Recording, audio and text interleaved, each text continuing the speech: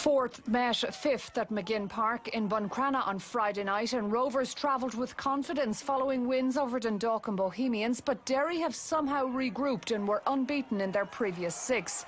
The home side were first to strike. Nathan Boyle's cross found Schubert. It worked its way out to Aaron McAniff, and his rasper rocked in off the underside of the crossbar after just 5 minutes, and the home side were in front.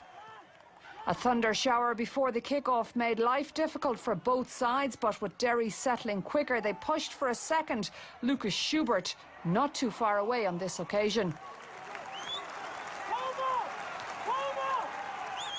Rovers were unchanged from the side which beat Bohemians a week previous. Gary Shaw was again deployed in that lone front role. He turned provider, though, for Graham Burke, who caught the ball by the sweet spot for a cracking equaliser for the South Dublin outfit.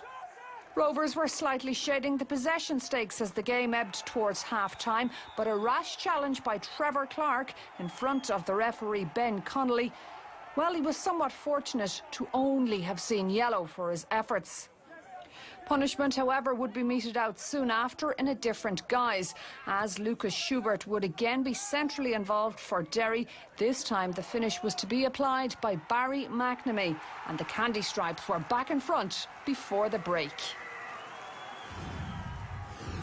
With their noses in front, Derry played with a little more swagger in the second half, and out wide, Nathan Boyle wouldn't be rushed. Took time to survey his options before McAniff swung in the cross. Rovers' clearance was lacklustre, and Ronan Curtis was denied only by the fingertips of the flying Canadian Czenchinski.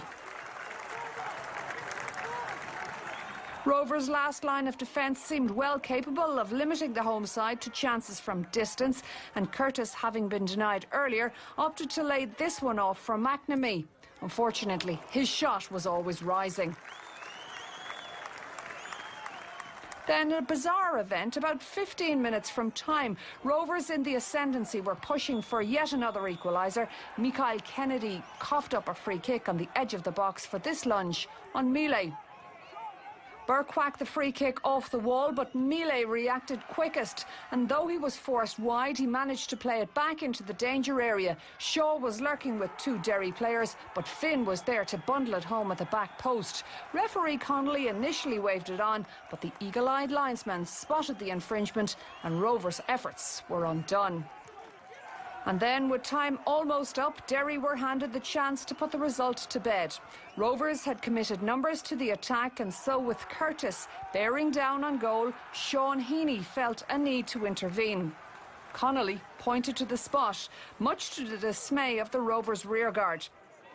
A soft enough decision, really, afforded McAniff his opportunity to make it 10 out of 10 from spot kicks. He did just that, and it secured all 3 points for Derry City in front of their own home supporters.